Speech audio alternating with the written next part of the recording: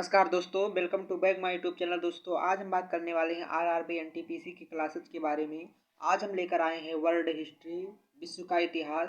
इसके बारे में जितने भी आरआरबी एनटीपीसी में पिछले ईयर के क्वेश्चन पूछे गए हैं 2021, 2019, 2022 में उतने उतने क्वेश्चन हम लेकर आए हैं। पूछा हुआ क्वेश्चन ये आपके पेपर में ज़रूर छपने वाले हैं, तो वीडियो में लास्ट तक बने रहें। अगर वीडियो को स्किप करते हैं तो आपको उतना अच्छे से कोई ना समझा सके, इसलिए मैं आपको समझा रहा हूँ। वीडियो को स्किप मत करना। चलिए वीडियो की शुरुआत करते हैं।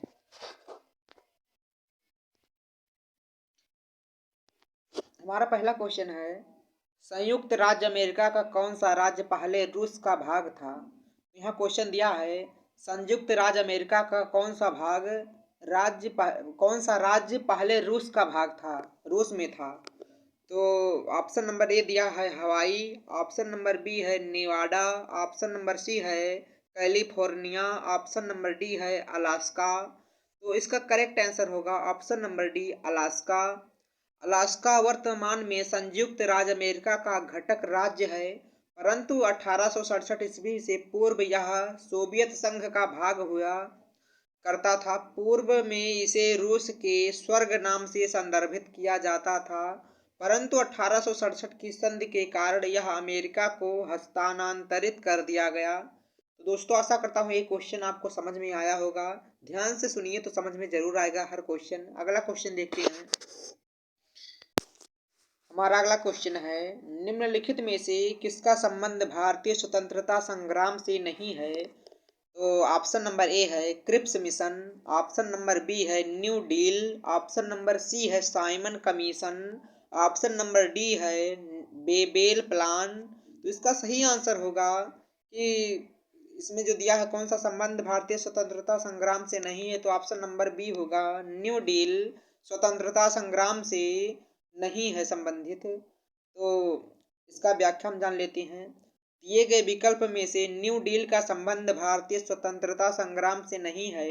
न्यू डील का संबंध आर्थिक महामंदी से है। उबरने के लिए अमेरिकी राष्ट्रपति रूजवेल्ट ने 1933 में से 1938 के बीच न्यू डील नामक कार्य योजना की घोषणा की, जबकि क्रिप्स मिशन 1942, साइमन कमीशन 1928 एवं वेबेल प्लान 1945 का संबंध भारतीय स्वतंत्रता से संग्राम से नहीं है। दोस्तों चलिए अगला क्वेश्चन देखते हैं।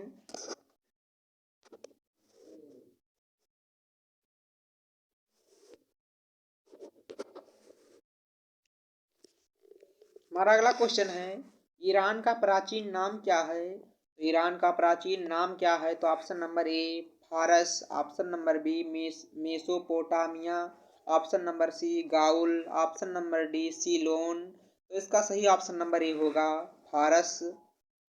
ईरान का प्राचीन नाम फारस है। ईरान को सन 1935 तक फारस के नाम से भी जाना जाता था।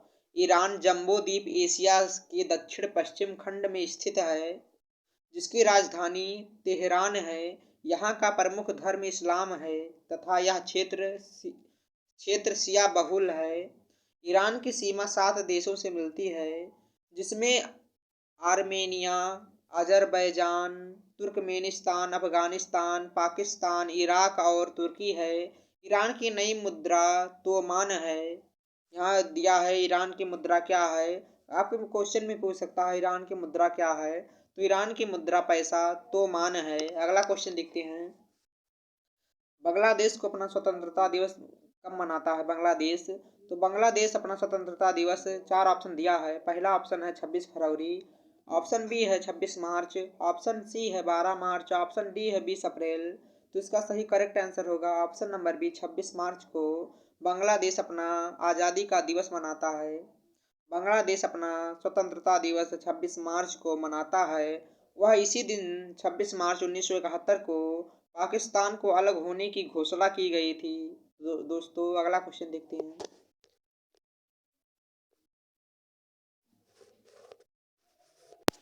दोस्तों हमारा अगला क्वेश्चन है, भारतीय स्वतंत्रता संग्राम के संदर्भ में निम्नलिखित में से कौन सा कथन गलत है।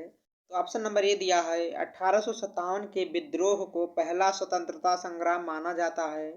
ऑप्शन नंबर बी है भगत सिंह, सुखदेव और राजगुरु को मार्च 1931 में फांसी दी गई थी। ये तो गलत होगा। और पहला भी गलत होगा कि 1857 के विद्रोह को पहला स्वतंत्रता संग्राम क्यों माना जाता है, नहीं माना जाता, पहला गलत है। अगला देखते हैं।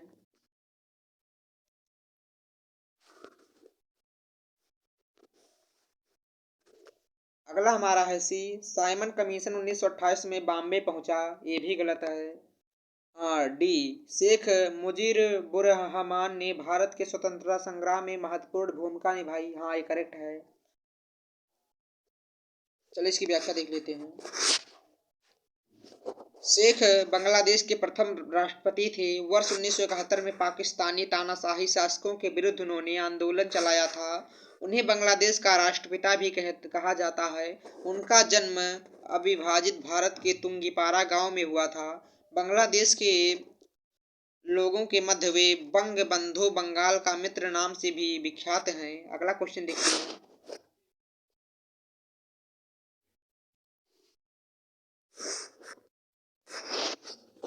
अगला क्वेश्चन हमारा है, एक मिनट, हमारा अगला क्वेश्चन है किस देश में दुनिया का सबसे लंबा लिखित संविधान है? तो ऑप्शन नंबर ए होगा रूस, ऑप्शन नंबर बी चीन, option number C USA, option number D Bharat. तो सबसे लंबा लिखित संविधान भारत का है, जो करीब 2 से 2.5 साल में लिखा गया था। चलिए इसकी व्याख्या देख लेते हैं। दुनिया का सबसे लंबा लिखित संविधान भारत का है।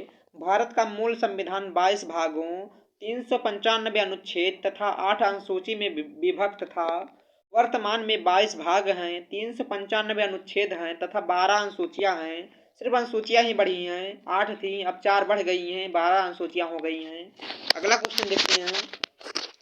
हमारा अगला क्वेश्चन है 1945 में यूएन को लीग ऑफ नेशंस के उत्तराधिकारी के रूप में स्थापित किया गया था। तो इसकी व्याख्या देख, इसकी ऑप्शन नंबर ए है द्वितीय विश्व युद्ध से ठीक पहले, ऑप्शन नंबर बी है प्रथम विश्व युद्ध के तुरंत बाद, ऑप्शन नंबर सी है द्वितीय विश्व युद्ध के तुरंत बाद, ऑप्शन नंबर डी है प्रथम विश्व युद्ध से ठीक पहले। तो इसका करेक्ट आंसर होगा ऑप्शन नंबर सी, द्वितीय विश्व युद्ध के तुरंत बाद, क्योंकि 1939 से 1945 में द्वितीय विश्व युद्ध हुआ था। और चलिए इसकी व्याख्या जान लेते हैं। लीग ऑफ नेशंस की स्थापना प्रथम विश्व युद्ध 1914 ईस्वी 1918 ईस्वी के बाद वर्ष 1919 में वर्साई की संधि के तहत की गई थी।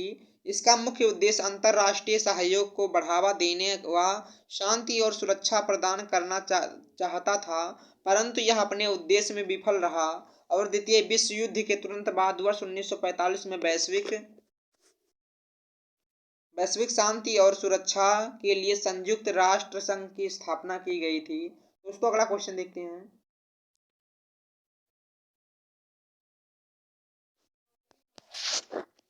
हमारा अगला क्वेश्चन है निम्नलिखित में से किस देश की स्थापना 1971 में हुई थी? तो ऑप्शन नंबर ए है श्रीलंका, ऑप्शन नंबर बी है बांग्लादेश, ऑप्शन नंबर सी है नेपाल, ऑप्शन नंबर डी है भूटान। 1 मिनट, 10 मिनट के लिए ब्रेक लेते हैं, 5 मिनट के लिए। अगला क्वेश्चन देखते हैं। निम्नलिखित में से किस देश की स्थापना 1971 में हुई थी? तो ऑप्शन नंबर ए है श्रीलंका, ऑप्शन नंबर बी है बांग्लादेश, ऑप्शन नंबर सी है नेपाल, ऑप्शन नंबर डी है भूटान। तो ऑप्शन नंबर बी करेक्ट होगा, बांग्लादेश की स्थापना 1971 में हुई थी, क्योंकि वे पीछे पढ़े हैं कि कब स्वतंत्रता दिवस मनाया जाता है, इसलिए हम थोड़ा बहुत जान चुके हैं। चलिए इसकी व्याख्या देख लेते हैं। 16 दिसंबर 1971 को पश्चिम पाकिस्तान से अलग होकर पूर्वी पाकिस्तान वर्तमान बांग्लादेश एक स्वतंत्र देश बना। इसे मुक्त संग्राम भी कहते हैं। शेख मुजीब उर रहमान को बांग्लादेश का राष्ट्रपिता एवं संस्थापक कहा जाता है तथा उन्हें बंग बंधु की उपाधि से नवाजा गया है। अगला क्वेश्चन देखते हैं। 1 मिनट, हमारा अगला क्वेश्चन है शतवर्षीय युद्ध किन देशों के बीच लड़ा गया था? तो ऑप्शन नंबर ए है इंग्लैंड और इटली, ऑप्शन नंबर बी है इंग्लैंड और जर्मनी, ऑप्शन नंबर सी है जर्मनी और फ्रांस, ऑप्शन नंबर डी है इंग्लैंड और फ्रांस। तो इसका सही आंसर होगा इंग्लैंड और फ्रांस, ऑप्शन नंबर डी। चलिए इसकी व्याख्या जान लेते हैं। 100 वर्षों, शतवर्षीय से अधिक समय तक चलने वाला युद्ध 1337 से 1453 ईस्वी इंग्लैंड और फ्रांस के बीच लड़ा गया। इस युद्ध में अंततः फ्रांस की विजय हुई। इस युद्ध में इंग्लैंड हार गया और फ्रांस की विजय हुई थी। चलिए अगला क्वेश्चन देखते हैं। दोस्तों तबीयत ठीक नहीं लेकिन आप लोगों को पढ़ा रहे हैं। अगला हमारा क्वेश्चन है 1337 से 1453 तक 100 वर्षों से अधिक समय तक किनके बीच युद्ध चलता रहता था। तो ऑप्शन नंबर डी होगा, इंग्लैंड और फ्रांस। अभी बता चुके हैं हम। हमारा अगला क्वेश्चन है बोस्टन चाय पार्टी किस वर्ष में हुई थी। बोस्टन चाय पार्टी किस वर्ष में हुई थी। तो ऑप्शन नंबर ए है 1775 ईस्वी, ऑप्शन नंबर बी है 1774 ईस्वी, ऑप्शन नंबर सी है 1776 ईस्वी, ऑप्शन नंबर डी है 1773 ईस्वी। तो ऑप्शन नंबर डी करेक्ट होगा, 1773 ईस्वी। इसकी व्याख्या जान लेते हैं। अमेरिकी स्वतंत्रता संग्राम का तत्कालिक कारण बोस्टन टी पार्टी की घटना थी। इस घटना का नायक सैमुअल एडम्स था। 16 दिसंबर 1773 ईस्वी को जब बोस्टर पर कर युक्त चाय के 3 जहाजों को ब्रिटेन को लौटाने से इनकार कर दिया तो उपनिवेशियों का एक समूह जहाज पर सवार हुआ और चाय की 342 पेटियों को बोस्टन हार्बर में फेंक कर नष्ट कर दिया। यह घटना अमेरिकी इतिहास की एक प्रमुख घटना है। इस घटना को बोस्टन टी पार्टी कहा जाता है।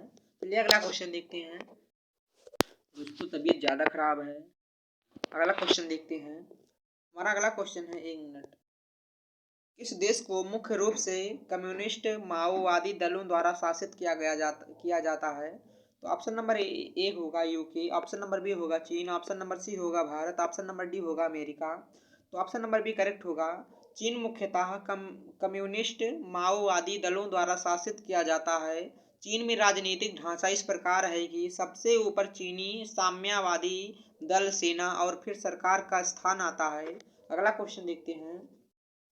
अगला क्वेश्चन हमारा है वह क्रांतिकारी नेता कौन था जिसने क्यूबा में भूमि सुधार और साक्षरता में सुधार किया था। तो ऑप्शन नंबर ए होगा Fulgencio Batista, option number B होगा colonel Gaddafi, option number C होगा Che Guevara, option number D होगा फिदेल कास्त्रो। तो ऑप्शन नंबर डी करेक्ट होगा, फिदेल कास्त्रो। ऑप्शन नंबर, चलिए इसकी व्याख्या जान लेते हैं। फिदेल कास्त्रो क्यूबा के एक राजनीतिक और क्यूबा क्रांति के प्रारंभिक नेताओं में से एक थे जो फरवरी 1959 से दिसंबर 1976 तक क्यूबा के प्रधानमंत्री और फिर क्यूबा की राज्य परिषद के अध्यक्ष रहे। इन्होंने अपने शासनकाल के दौरान क्यूबा में भूमि सुधार और साक्षरता में अहम योगदान दिया। अगला क्वेश्चन देखते हैं।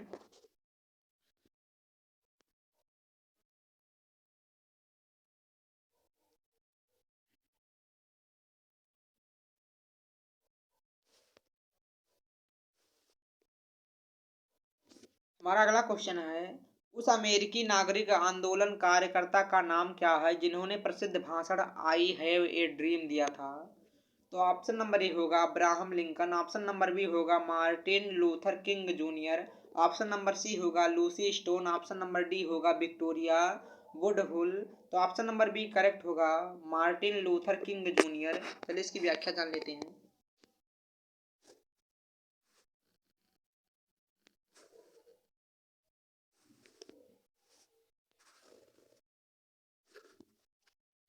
आई हैव ए ड्रीम एक सार्वजनिक भाषण है जो 28 अगस्त 1963 ईस्वी को वाशिंगटन के जाप्स और फ्रीडम मार्च के दौरान अमेरिकी नागरिक तथा आंदोलन कार्यकर्ता मार्टिन लूथर किंग जूनियर द्वारा दिया गया था। इसमें उन्होंने नागरिक और आर्थिक अधिकारों का आह्वान किया। अगला क्वेश्चन देखते हैं। अगला हमारा क्वेश्चन है अफीम युद्ध दो देशों के बीच लड़ा गया था। उन देशों में से एक चीन था, दूसरे देश कौन सा है। तो ऑप्शन नंबर ए होगा ब्रिटेन, ऑप्शन नंबर बी होगा संयुक्त राज्य अमेरिका, ऑप्शन नंबर सी होगा भारत, ऑप्शन नंबर डी होगा फ्रांस। तो इसका करेक्ट आंसर होगा ऑप्शन नंबर ए ब्रिटेन। अफीम युद्ध ब्रिटेन तथा चीन के मध्य 1839 से 1842 ईस्वी में लड़ा गया था। यह युद्ध चीन के छिंग राजवंश और ब्रिटेन के बीच अफीम के व्यापार से संबंधित विवादों के कारण हुआ। चलिए अगला क्वेश्चन देखते हैं।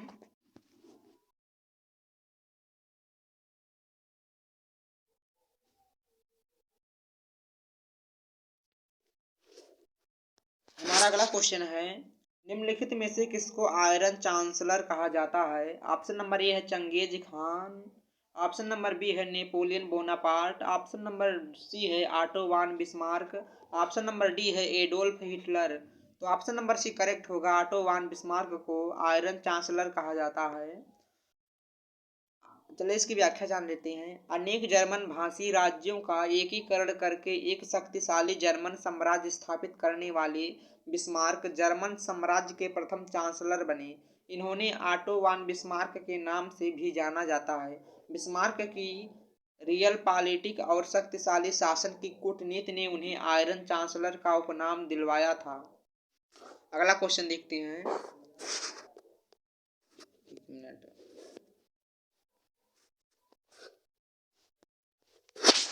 हमारा अगला क्वेश्चन है, वाटरलू का युद्ध किस वर्ष लड़ा गया था? ऑप्शन नंबर ए होगा 1815, ऑप्शन नंबर बी 1835, 1850, 1840। तो ऑप्शन नंबर ए होगा 1815 में वाटरलू का युद्ध लड़ा गया था। वाटरलू का युद्ध 18 जून 1815 ईस्वी को बेल्जियम में स्थित वाटरलू नामक स्थान पर लड़ा गया था। यह युद्ध फ्रांसीसी सेना जिसका नेतृत्व नेपोलियन ने किया था, अंग्रेजी सेना जिसका नेतृत्व ड्यूक ऑफ वेलिंगटन ने किया, इसके मध्य हुआ था। इस युद्ध में नेपोलियन की पराजय हुई। नेपोलियन बोनापार्ट को बंदी बनाकर सेंट हेलेना द्वीप पर भेज दिया गया, जहां 1821 ईस्वी में उसकी मृत्यु हो गई। तो दोस्तों आशा करता हूँ ये वीडियो आपको पसंद आया होगा। अगर वीडियो पसंद आया हो तो वीडियो को लाइक शेयर, चैनल को सब्सक्राइब जरूर करें। मिलते हैं किसी नए टॉपिक के साथ, तब तक के लिए धन्यवाद।